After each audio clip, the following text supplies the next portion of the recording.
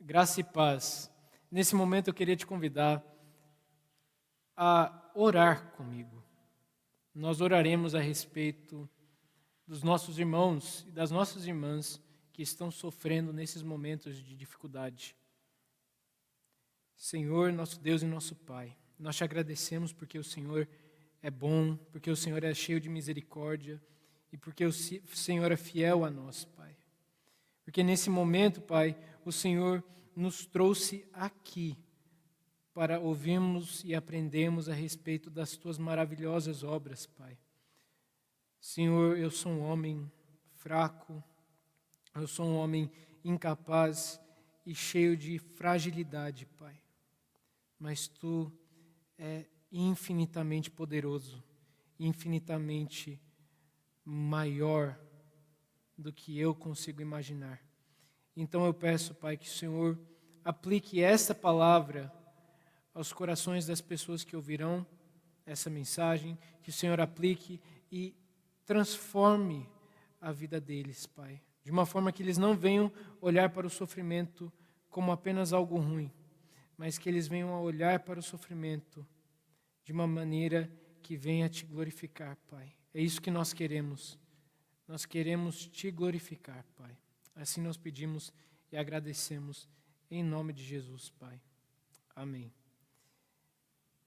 Eu gostaria de convidar os irmãos a abrirem as suas Bíblias no 4º capítulo de 2 Coríntios. Nós leremos a partir do verso 7. Diz assim: temos, porém, este tesouro em vasos de barro, para que a excelência do poder seja de Deus e não de nós. Em tudo somos atribulados, porém não angustiados, perplexos, porém não desanimados, perseguidos, porém não desamparados, abatidos, porém não destruídos, levando sempre no corpo o morrer de Jesus, para que também a sua vida se manifeste em nosso corpo. Porque nós que vivemos somos sempre entregues à morte por causa de Jesus, para que também a vida de Jesus se manifeste em nossa carne mortal. De modo que em nós opera a morte, mas em vós a vida.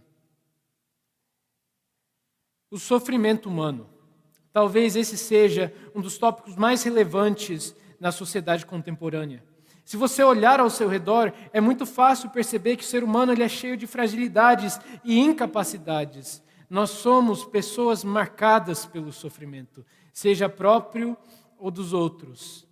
E então a grande pergunta que nasce é que se o sofrimento é tão natural ao homem, qual é o verdadeiro problema que ele gera? E para entender e responder isso, nós precisamos entender que fomos criados com um propósito. Nós fomos chamados a amar o Senhor de todo o coração, de toda a nossa alma, de toda a nossa força, de todo o nosso entendimento. Nós fomos chamados a proclamar o Evangelho para todos os povos e então formar discípulos de todas as nações. Nós fomos chamados a guardar os mandamentos de Deus. Nós fomos chamados a cultivar um relacionamento íntimo com Deus. Um relacionamento verdadeiro com Ele. Nós fomos chamados a glorificar ao Senhor com todos os nossos dons, com todos os nossos talentos, com todas as nossas habilidades, com tudo aquilo que nós somos.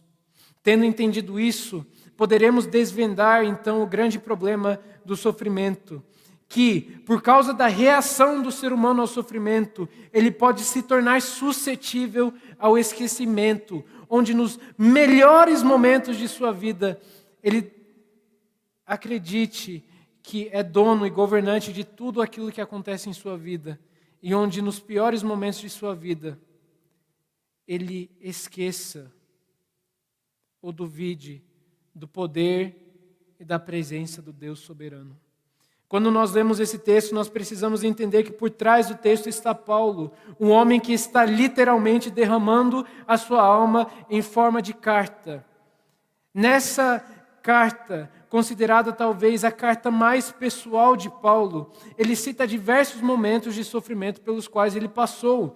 Por exemplo, no capítulo 11 ele diz que sofreu 5 vezes, 39 açoites, 3 vezes ele foi fustigado com varas, 1 vez ele foi apedrejado, 3 vezes ele sofreu naufrágio e ele ficou 1 noite e 1 dia boiando em alto mar. Esses são alguns momentos de sofrimento e tem inúmeros outros exemplos de sofrimento na vida de Paulo. E talvez de fato você não sofra hoje como Paulo sofreu, mas a pergunta permanece: o que você fará quando o sofrimento estiver presente na sua vida? Quando o sofrimento atingir os seus estudos, as suas finanças, o seu casamento, a sua família? A grande questão é como encontramos esperança em meio ao sofrimento. Paulo, nessa perícope, entende que o problema não é simplesmente o sofrimento, mas a maneira em que o sofrimento impacta a nossa reação, a vivência do nosso propósito, do nosso chamado.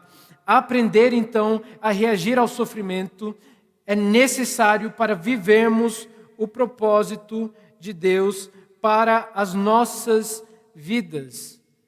E por isso, Paulo direciona as nossas atenções a 3 fontes inesgotáveis de esperança.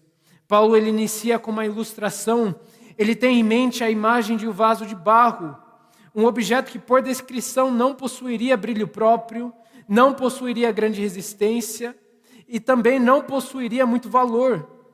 Na linguagem que é utilizada, é possível deduzir que esses vasos simbolizam fragilidade, inferioridade e até mesmo descartabilidade.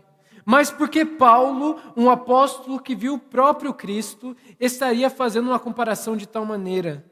A intenção de Paulo é de cravar essa imagem em nossas mentes, para comparar este vaso, o qual racha facilmente sob circunstâncias desfavoráveis, com o ser humano, que racha sob momentos de dificuldade. A intenção de se comparar com este vaso é apontar, na verdade, o quão surreal e magnífico é aquilo que está dentro do vaso.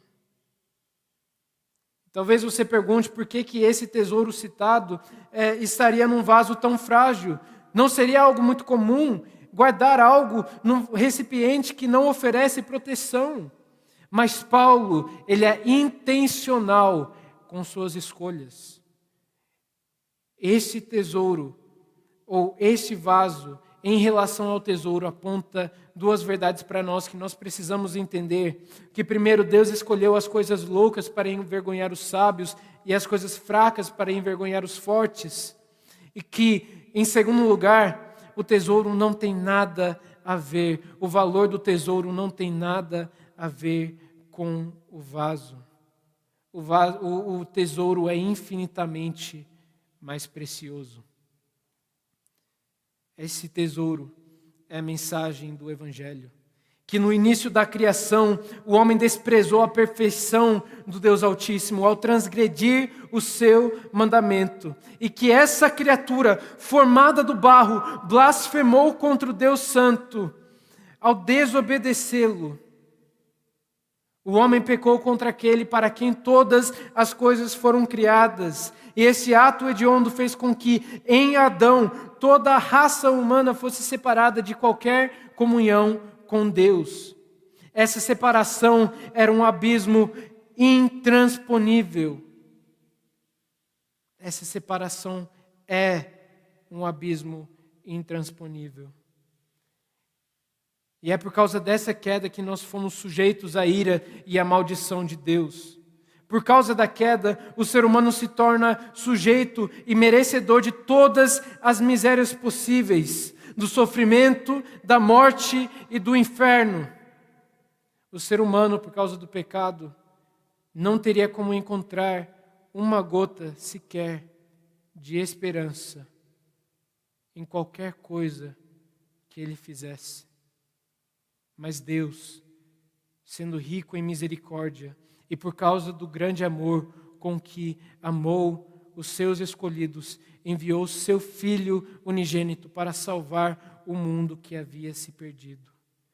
Que Cristo, pela sua total obediência ao Pai, o seu sofrimento, a sua morte e a sua ressurreição, nos conquistou a salvação do pecado e de todos os seus desdobramentos. Essa é a mensagem que, quando aplicada ao coração humano, transforma o indivíduo. A mensagem que fomos salvos pela graça, por meio da fé em Cristo, nos impulsiona a encararmos o sofrimento de uma maneira transformada. Cristo viveu a vida que eu precisava viver. Ele pagou o preço que eu tinha que pagar. Ele sofreu o abandono divino para que eu e você hoje pudéssemos desfrutar continuamente da presença de Deus. Entenda, Deus não nos preencheria com este tesouro menos do que o necessário. E se entendemos isso, fica evidente de que esse tesouro nos preenche de uma forma tão exata que não precisamos de mais nada em qualquer circunstância. Cristo é o suficiente. Em tempos de estresse e de medo, Ele é o nosso refúgio, a nossa força, a nossa rocha. Se entendemos isso, nós precisamos responder à missão que nós fomos dados, de falar sobre Jesus em todos os momentos, de manter Ele como centro das nossas atenções, dele ser para nós a nossa joia mais preciosa, para que os outros vejam em meio ao sofrimento que o seu desejo não é um simples livramento, mas Cristo e somente Cristo. É interessante que quando olhamos para a igreja primitiva em momentos de sofrimento e de perseguição, ela tipicamente passava a adotar inúmeras filosofias para tentar defender e conciliar a fé com a sociedade. Uma dessas filosofias que era comumente adotada era o estoicismo. O estoicismo afirmava que a solução, ou a maneira em que nós deveríamos, ou a pessoa estoica deveria reagir ao sofrimento, seria encontrada no julgamento correto das situações. Seria você passar pelo sofrimento julgando aquela situação, aquele momento ruim, como sendo algo bom. Os estoicos diriam até que existem situações em nossas vidas que nós não podemos controlar. E por isso, nós não deveríamos gastar as nossas preocupações, o nosso tempo, os nossos pensamentos, as nossas escolhas, tentando domar estes fatores indomáveis. Mas o que o Deus que doma o indomável tem a dizer sobre isso? A solução do problema não está na busca pela menor sensibilidade. Em nenhum momento nós somos chamados a fingir que não estamos sofrendo. Na verdade, na palavra de Deus nós vemos o próprio Deus, Jesus Cristo, afirmando que por essa vida nós passaríamos por aflições. Nesse texto, Paulo afirma que nós seremos atribulados, nós seremos perplexos, perseguidos e abatidos. Contudo, ele também aponta para um fato presente em nossas vidas, a esperança que nós temos na providência de Deus. Se olharmos para os cursos das nossas vidas, se torna evidente um fato que deve ser analisado cuidadosamente.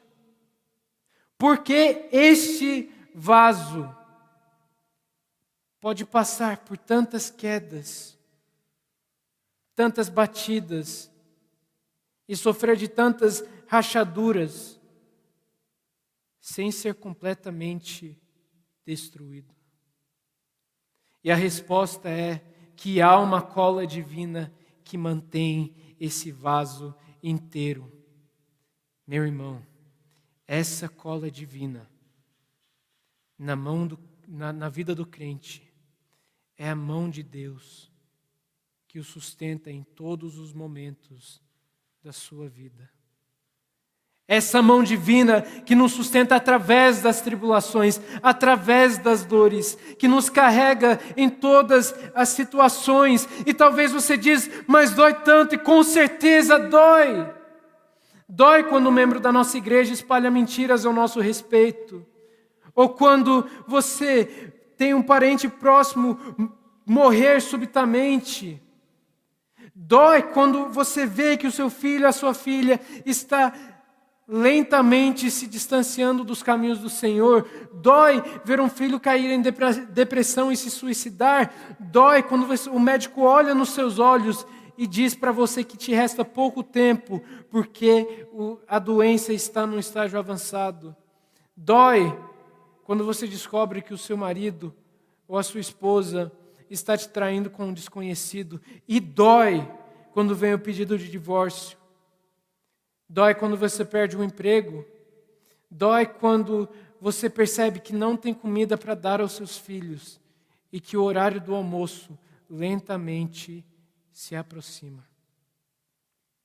Mas ouça, nenhum momento de tribulação é sofrido em vão.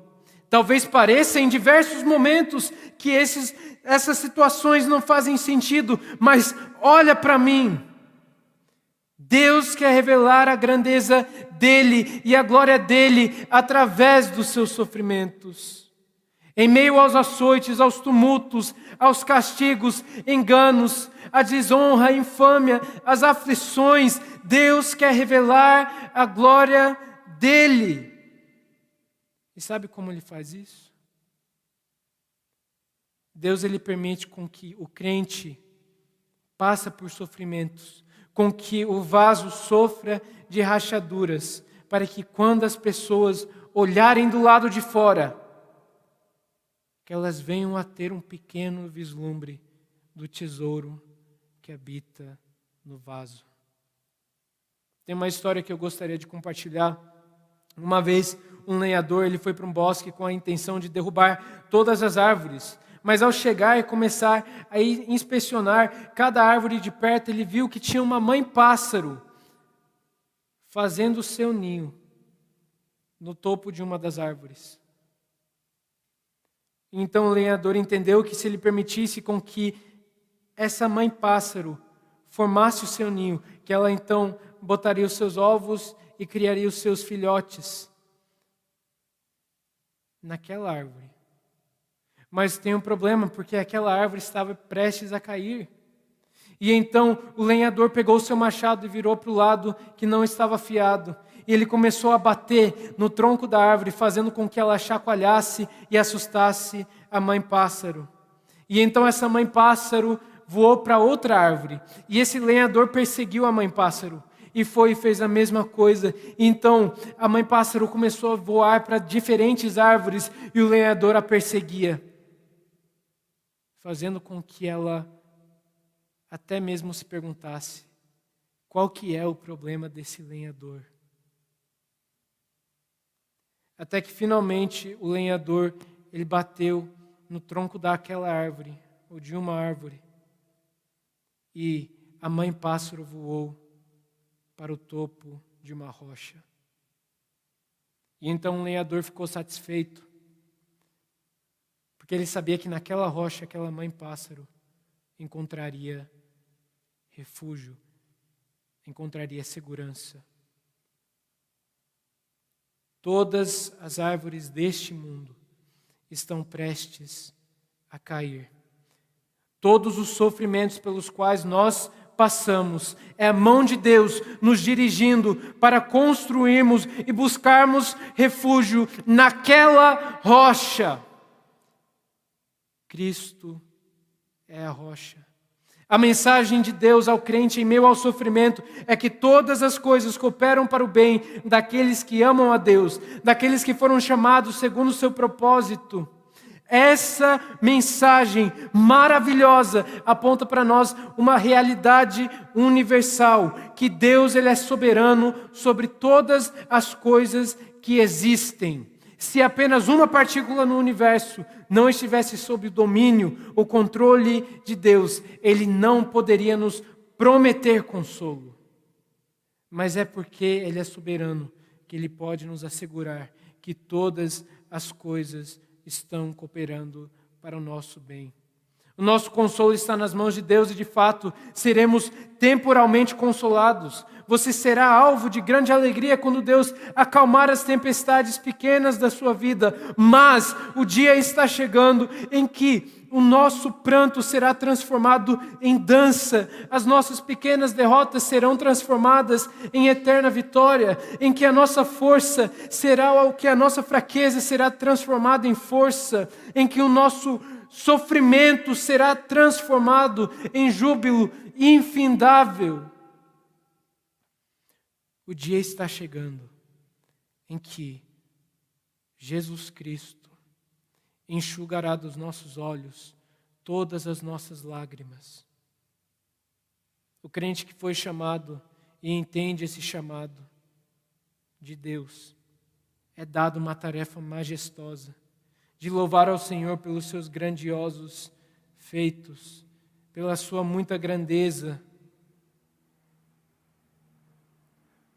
Não podemos permitir com que essas situações de sofrimento nos calem, mas que elas sejam motivo de adoção de uma vida de constante louvor ao Senhor. Porque ao olharmos para o sofrimento temporal, avistaremos o livramento eterno. Avistaremos a promessa do consolo. A nossa leve e momentânea tribulação está trabalhando para nós, está produzindo para nós eterno peso de glória. Por isso que Paulo direciona a nossa fonte à terceira, os nossos olhos à terceira fonte de esperança. A esperança na morte. Nós morremos para o pecado. Quando a pessoa ela é regenerada e justificada, ela é também santificada, no sentido em que ela é unida com Cristo. Ao ser unida com Cristo, ela rompe de modo irreversível, definitivo, de uma vez por todas, com a esfera em que reina o pecado. O pecado não tem mais poder sobre as pessoas que estão em Cristo, porque quem tem predomínio sobre a vida do crente é o Espírito do Senhor. A vida do redimido passa a ser para o serviço do reino da graça. Deus em Cristo, através do seu Espírito, está operando maravilhas em seus escolhidos. Ele está nos santificando. Essa obra do Espírito, na qual o pecador é gradativamente liberto da corrupção do pecado, onde a natureza corrompida do homem é renovada à imagem de Deus. É esse processo onde todas as faculdades do ser humano são afetadas, onde o homem como todo é transformado. Deus, Ele graciosamente nos inclui nesse propósito. Nesse processo, Ele nos chama para sermos devotos a Ele, a vivermos em cooperação com a obra que o Espírito está realizando. De fato, essa cooperação não é fácil. Durante essa vida, a corrupção da natureza pecaminosa continuará persistindo e assediando os crentes. Mas saiba que, enquanto lemos a palavra, enquanto participamos dos sacramentos, enquanto reconhecemos a direção providencial de Deus, nós vivificamos a esperança escatológica em nossos corações. Pense, se a santificação é um processo que não será completada nessa vida, que não será plenamente realizada nessa vida, então isso só significa que ela aponta para outra. Por isso, seja devoto a Deus hoje. Viva com mais intensidade hoje os propósitos que Deus te deu. Por isso, viva com mais amor, perdoando as pessoas ao seu redor, vivendo para a graça, para a glória de Deus. Viva como se Ele estivesse voltando amanhã. Viva em busca dEle, na presença dEle, como testemunha dEle. Viva olhando firmemente para o autor e consumador da nossa fé, Jesus Cristo, o qual suportou a ignomínia da cruz pela alegria que lhe estava proposta. Se você está passando por um momento de sofrimento hoje, ouça isso. O Senhor está nos conduzindo de uma maneira tão perfeita que todos nós temos data marcada para recebermos a mesma resposta a todos os questionamentos da nossa vida, todos os nossos questionamentos a respeito do sofrimento. O dia em que o avistarmos face a face. O dia em que estivermos diante do trono do Senhor. O dia em que estaremos diante da face de Cristo. Naquele dia, todos os nossos sofrimentos farão sentido. Porque terá naquele momento significância. O nosso sofrimento deve ser visto como algo que aponta e que nos leva para perto da glória de Deus. Diante dele, 80 anos de sofrimento não será nada. Diante dele, 80 anos de sofrimento não será nada. Diante dele nós teremos uma eternidade de alegria e lá desfrutaremos de uma vida perfeita. Não por causa de nós, mas por causa da graça dele. Olhe para o seu sofrimento com olhos de esperança. A minha oração é que o Deus da esperança te encha de paz e alegria na sua vida de fé. Assim, a tua esperança transbordará pelo poder do Espírito. Lembre-se, em meio ao sofrimento, direcione os teus olhos para Deus. Que o Senhor os abençoe.